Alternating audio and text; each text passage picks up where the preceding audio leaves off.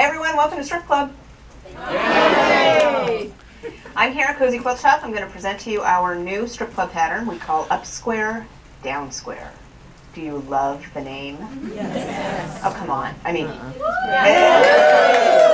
I love the name, Up Square, Down Square. And the quilt that we have here behind me is made from teal fabrics that we pulled off of our floor, and teals and grays. And we added 2 additional fabrics to it. We have a background fabric and we have an accent fabric. The block itself is set, the quilt is set on point, and the quilt is made only of 2 blocks, and those blocks are very easy to put together. You don't even need me for this, so I'm not really going to concentrate on how to put the blocks together. They're that simple. What I'm going to talk to you today about is setting things on point. Because there's oftentimes, I'm going to try to put props together to show you. There are times I present it and I just sort of point and say do things in rows and they're diagonal and everybody has to move their head 45 degrees. So today I'm going to spell it out a little differently. So stick with me, I'm going to show you how to do it. But first let's do the blocks. If you don't have a pattern, it's called Up Square, Down Square. It's available from Cozy Quilt Designs or at your local quilt shop. And of course, we are your local quilt shop, so you have the pattern. This particular one is the twin, and it uses 35 strips. So if you have a bundle of 40 strips, as most of the bundles are on the market, 40 strips, you can make this size quilt with the addition of the accent and the background fabric. The background fabric is also the setting triangle fabric. I'll point to that in a second. If you'd like to make a smaller size, we have lap and throw sizes available in the pattern, and then we also have queen and king. So nobody can go up to their local cutting station and say, how do I make it bigger? Because the information's all there for you. Or how do I make it smaller? Because it's there for you too. 1, 2, 3, 4, 5 different sizes. Good, right? Very good. Yeah, you guys like that, I know. I also work behind the cutting station, and I'm not good with math on my feet.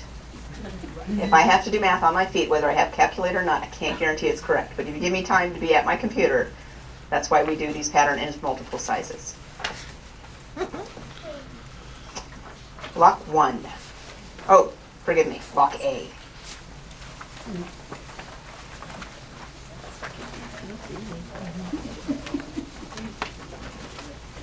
Ta-da! Very simple. Block A. Very simple. This is fabric from your strip set. The inside and the outside pieces are from your background fabric. Put together. Press seams out. Block A. Block B.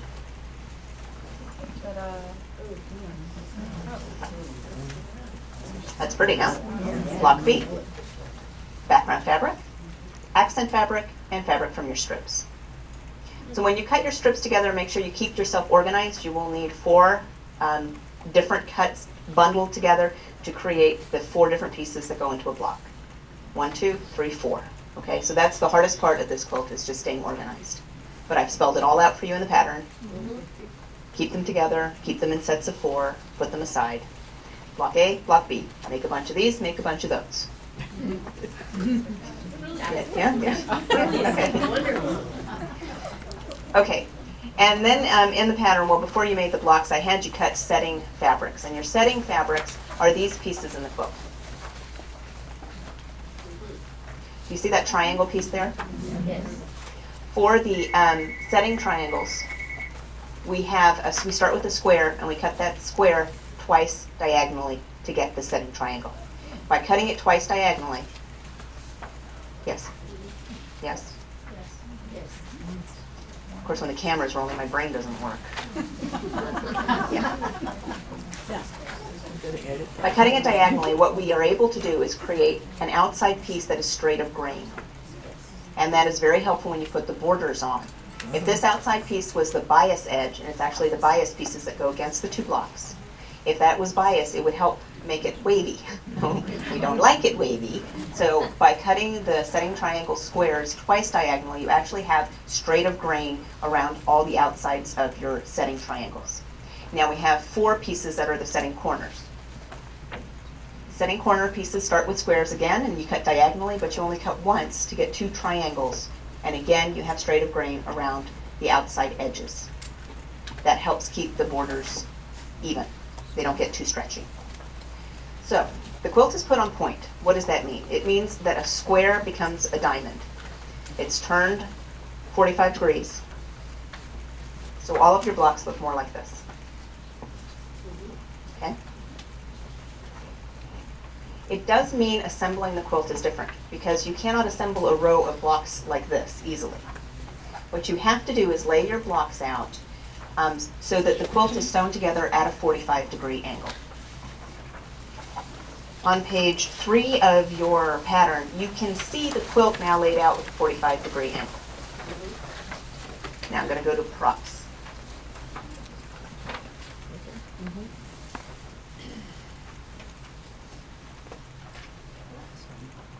Oops. Okay, that is block A. You're imagining with me that that is block A, right? Are you with Yes. me? Put it more in the middle.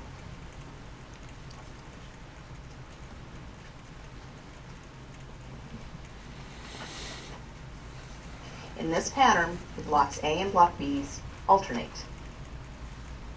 So usually I lay out the one set of blocks first, and then I lay out the other set of blocks. You say, really? That's interesting. This blue one will be block B.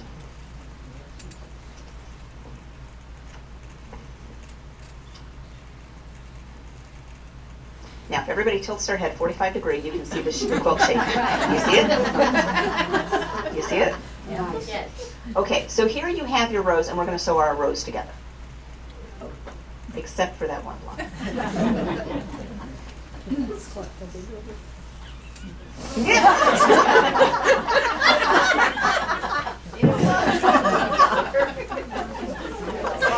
Oh, so good in theory. Take 2. Stand by. Hey, Miss Betty, do you think you could bring me a couple pins? Like 12 of them. 13.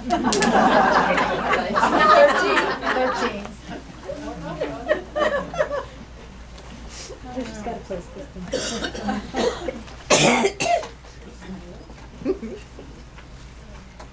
Thank you, ma'am. Tape. What was I thinking? We need pins in the quilting world.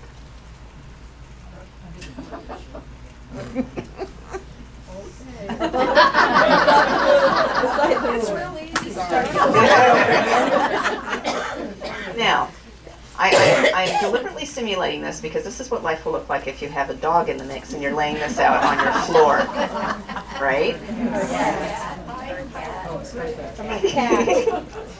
Or a cat. Okay, now remember I lay out all my blocks, similar blocks first. Am I doing this right? You have to check me. This is A.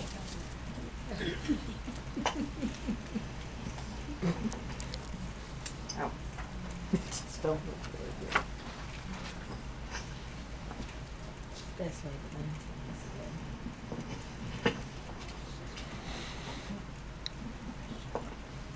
Okay, well, you get it now.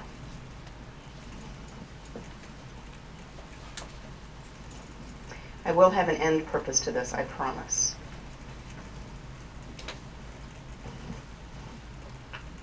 So I put double stick tape on those. I'm thinking maybe next time Velcro would have been a better idea.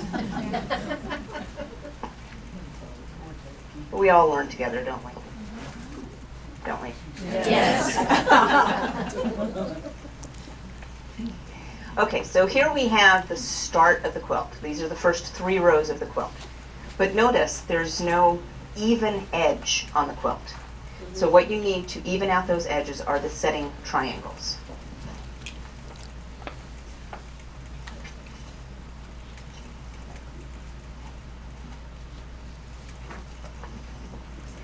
Okay, you see that? Yes. So your first row is actually a triangle, a block, and a triangle.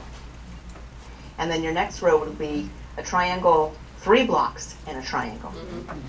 And then the following will be a triangle, 5 blocks, and a triangle. So when you sew these together, your triangle will be larger than your square. on both edges. Sew them together with a straight seam, as you normally would. They're just sewn together. And then whack off the little dog ear on the top to make that, let that edge flush. You're going to do the same thing with the second row, adding triangles on each end, cutting off those dog ears and making that row flush. And then the third one. When you have those together, then you can sew row 1 with row 2 with row 3 and so on and let your quilt build. Use the layout diagram in the pattern to guide you on how many blocks to put and where to put them. When you're all done, you will finish off the 4 corners of the quilt with your corner triangle. Now my advice, whenever setting triangles and corner triangles, is to make sure that the corner triangles, when you cut those, you pin the 4 of them together and you set them aside, because they are a different size and they have different grain. And there's only 4 of them. Every quilt will have 4. Yes. Right? So you put those 4 aside, and you know when you're almost done, then you pull them and use them for the setting triangles. Otherwise, it could easily get mixed in, and then they'll be the wrong size and the wrong shape, and the whole thing won't go together as nicely. And you'll call me up and say, Daniela,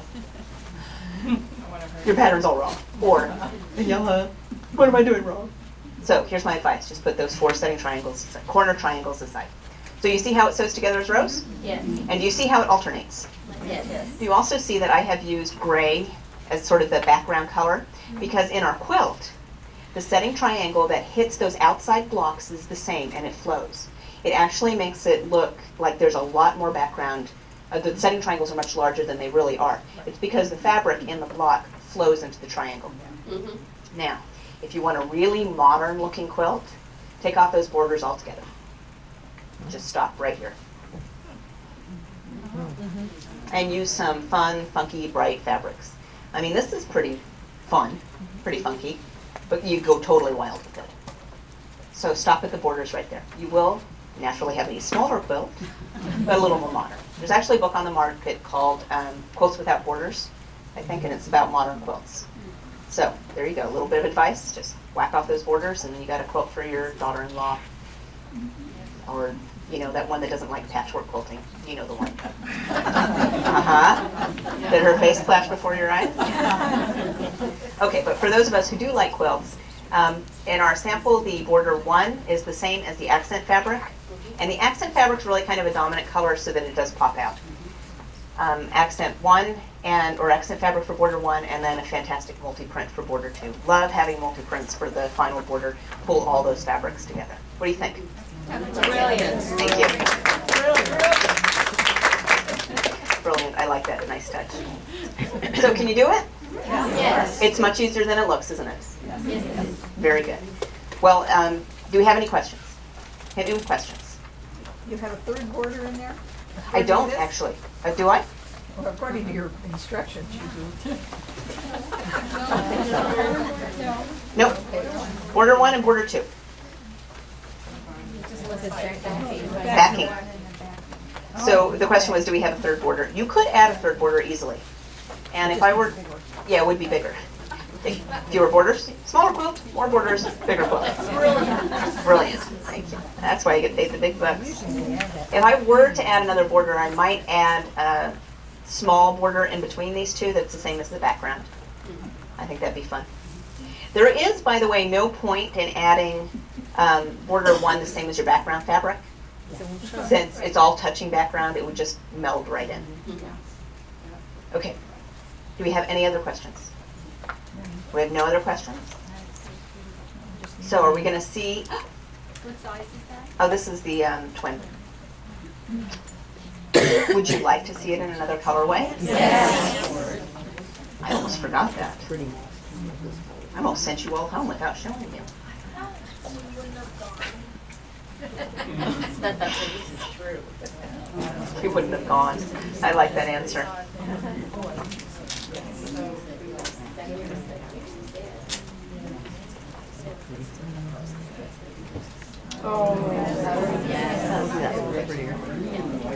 You like it? Yes. Okay, now this features the Hoffman Watermelon Valley Pop. Nice, huh? So you can start to see how different colors will have a different effect with the quilt. Scoot to our left. Well, just, so then the rest of us can get that angle. Are we even? As Kathy is much taller. Okay, so here we have a fantastic darker fuchsia color that we use as the accent and that border one, and then a multicolor print that pulls it all together for the border two. Thank you. I think it looks pretty too.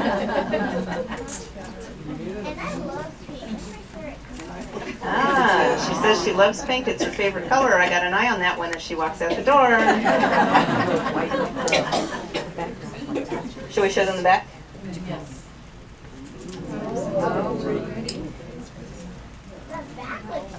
The back is very pretty. I am, we spend so much time and effort on the front. I love putting the quality fabric on the back too.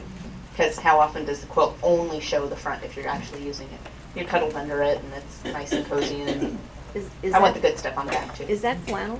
It's not flannel, no. It's actually batik from Hoffman's. I think it's one of the fabrics that was in the original collection for the watermelon. Pretty. Very nice.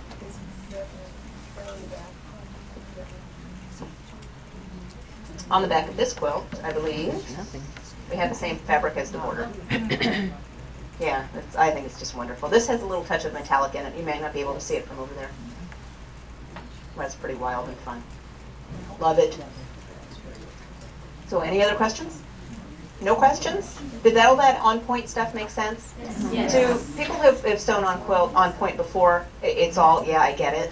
But if somebody has never seen something on point, they might not visually see it until somebody sort of points it out. So I was hoping to speak to somebody that was maybe a little afraid of stitching a quilt that was on point, and maybe now they won't be. So if that's you, let me know if this helps. All right?